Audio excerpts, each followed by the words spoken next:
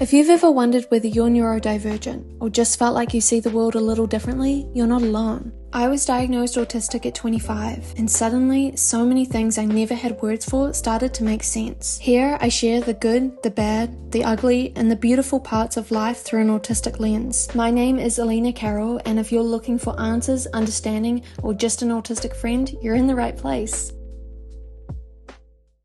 You know something that I have noticed? Autistic people often end up in friendships where they give so much more than they give back. I know that this can sound like a very sad sentiment, and I never want to make my content feel really depressing. I never want to basically leave you feeling worse than when you started watching. But I hope that this kind of makes you feel a little bit seen.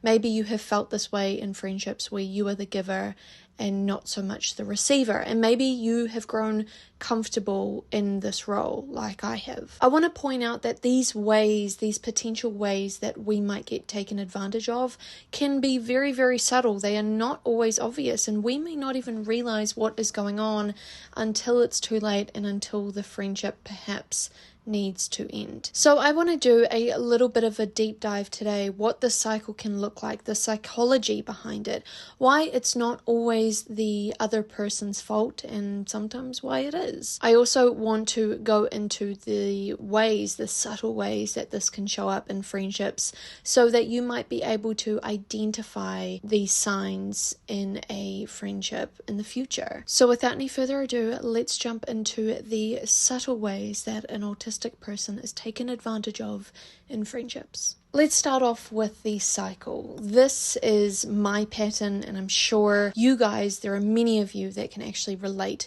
to the cycle. I think a lot of us, especially if you are late diagnosed, you're late to the party of understanding that you have autism, you have grown up in a world where you found safety, you found survival through masking. And I think masking is how we often enter into friendships. We might actually be extremely good at masking, and it might actually feel unsafe for us to expose our real selves immediately. When we know that we can actually develop a friendship faster through masking, that can often be the way we go. And so this is how the cycle starts. We might meet somebody and we might start to mirror them. We start to kind of mold our jokes, our humor, our opinions, our communication style, all around what the other person wants and the expectations that they have over the friendship. We can be extremely thoughtful and attentive listeners, and so we will remember everything they say. We make the person feel special. This is something that I have had an ex-friend actually tell me before, is you make everyone feel so special, and that's something that not a lot of people do. I've always remembered that because I do want people to feel comfortable, and I think that this stems from wanting to belong and wanting someone to really feel the type of friendship that I would want. But within all of this is just down to masking, and it is not the real us. Because in this point of first developing a friendship, we are suppressing ourselves. We are suppressing our stims. We are suppressing our comfort, perhaps our opinions, our real selves, and that starts to get draining over time. We might start to walk away from these interactions, these social interactions with a person, feeling not as connected as the other person is feeling. What can start to happen, and I'm sure you guys can relate to this if you have also labeled yourself as the low maintenance friend, is people can start to reach out to you. They start to see you as dependable, and that can feel like such a good feeling. But with that, they will always believe that I am available, that I am always calm, and that I am at the ready for if and when they want me. We can start to unmask when that time has been built, that trust has also been built, and we can kind of allow a little bit more exposure of real self. This might look like cancelling plans last minute, or sharing an opinion that maybe the group wouldn't fully agree with. Maybe I share my discomfort. Maybe I share that I don't want to stay in this bar, it's too loud, it's too noisy, and suddenly it's like we've broken this unspoken rule. They liked the version of me that didn't expect anything. So what is our psychology with this cycle? What is going on when we are doing this? Because I think a lot of us might see it as manipulation. I know for myself, I used to think that I was narcissistic because I could alter myself and perform in a way that I knew would make people like me. But it was never for a negative consequence. It was always to just form a friendship. And that's, I guess, the difference between narcissists and autistic people. I don't believe that we want to deceive people or show ourselves in a way that isn't correct. It's just that we don't know how to be ourselves and also be accepted. I think a lot of this ties back to social conditioning. Autistic people are naturally very empathetic and people-pleasing souls, and this comes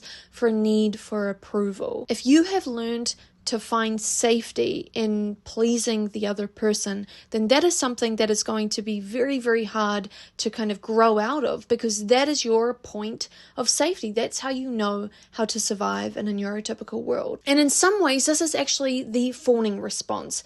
We have the fight, flight, freeze, and fawn. And fawn is when we just cave to the other person. If we are talking about this in extreme survival conditions, like you have been kidnapped and you have been held hostage, you might just cave to what your captor wants in order to comply and not cause any conflict, not to anger them, just to go along with exactly what they want. That's how you have learnt how to find safety, but maybe just not so much in those extreme conditions. This cycle is also about camouflaging. This is essentially showing the other person that we are far more capable than we are feeling on the inside. There is nothing to show on the outside that we are struggling as much as we are. And this actually taxes so much of our energy. But the funny thing is, it's not actually so funny. The really unfortunate thing is a lot of us struggle with interoception differences compared to neurotypicals. Basically, what I mean by this is we really struggle to be able to identify what is going on in our bodies. And so it can take some time if we are camouflaging and we are spending all of this extra energy trying to perform, trying to be what the other person wants, trying to throw them off that we are struggling as much as we are. We might not be able to identify that we are using that energy. So oftentimes, if someone is taking advantage of our availability, of our empathetic nature, of our constant performing, then we can't even realize it in the moment a lot of the times because we can't even recognize that we are feeling drained. So I'm sure you've been waiting for the actual subtle ways that these types of situations can show up in a friendship. What I will say before I get into this list is the person may or may not know that they are taking advantage. Maybe they also have never had a friend who is as attentive to them as you might appear to be. While their behavior definitely might look like they are taking advantage, they might not have the intent behind it. Does that make it okay? Absolutely not. But what I am trying to say here is it is a spectrum, and there are different people who are going to, purposefully take advantage of us, of course, but others have no idea that they are doing that. They are just enjoying the fact that someone seems to care about them, and that's what autistic people do, is we are such empathetic and caring people. But in saying that as well, I just want to point out that it doesn't give them the right. It shouldn't be the entire focus of the friendship be on them. And they also should be aware that they are taking up a lot of our time shared together talking about themselves. They also should realize that a friendship is give and take. So that's just my little disclaimer before we get into this list. So the subtle ways that this taking advantage can look like in friendships is they always talk about themselves. Perhaps you are the friend who is just the avid listener. You are always listening to another's problems, but you actually never talk about yourself. You never extend yourself or inconvenience anyone with what's going on in your life. And if you do, you try and wrap it up as quick as you can, try and add some funny spin on it to make it as digestible and comfortable for another person, but not actually getting into the heaviness of what it is that you are feeling. Perhaps within these friendships, you are expected to forgive quickly if the person, lashes out or doesn't communicate properly or makes some big mistake. You are the one who is expected to kind of move past this quickly, even when you're hurt. And once again, you are not acknowledging what is going on for you. Perhaps you are always the calm individual. You are never kind of overreacting. You are very contained, even in stressful situations. Even when there's so much shit going down in your life, you are always calm, always the happy one. The sad thing is, as someone who does relate to this, it's often the calm, happy ones that have the biggest internal wars going on in themselves. And so perhaps these friends just assume you're always fine because you're the calm friend, you're the easygoing friend.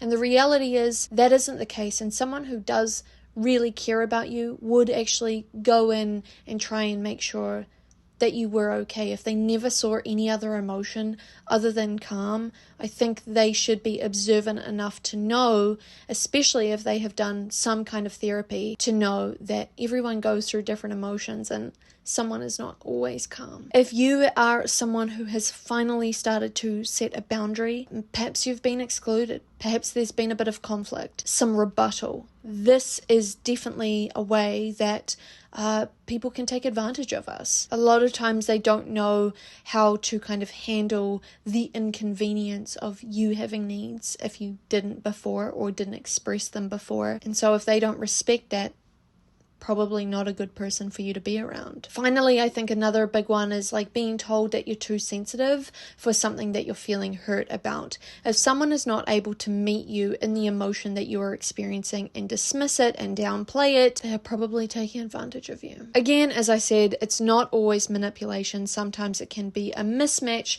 of perception. They think we're okay because we've only shown them that we're okay through our masking. And this is a quote that I kind of talk about a lot online, and I want to say again in this video. It is a quote that I have read in the last few months, and it's something that I really take into a lot of my life. And that is, what am I doing that is adding to my own personal suffering? Meaning, is there something that I am doing in a situation that is making me feel worse? Because we can always extend it onto another person and say what they're doing wrong. If they did X, Y, and Z, then we would feel better. And that those all might be true. You know, I'm definitely not discrediting that. But there's also the power we have with ourselves, the control we have with ourselves. And if we focus on what we can control, the way we're thinking about a situation and our self-soothing are two big ones that we can focus on. Now let's talk about breaking the cycle. What are the things that we can do to actually acknowledge, see early on that this may be not the friendship that we need? I think the early signs of imbalance within a friendship is if someone really likes the version of me that never says no, they're probably not going to be the person that ultimately will accept when I do eventually find the trust and the safety in expressing my needs. If I feel like I'm performing in order to keep the peace, in order to keep the connection, then it's probably not as deep of a friendship as my mind might be telling me that it is. But you might be wondering, like, how do I even know that I'm performing? Because I think a lot of us do struggle with interoception issues, as I talked about before, which is really struggling to identify what is going on, what our behavior is, what is happening in our bodies. And so I kind of came up with a little acronym that you can kind of think about in moments when you are kind of entering into a new friendship, or even friendships, dynamics, relationships that you currently have in your life. This is to try and put you back in the driver's seat of your own life and bring the attention back inside rather than extending it always out here. And this acronym is SAFE. I tried to make it as, easy to remember as possible. S is self-check. How do I feel around this person?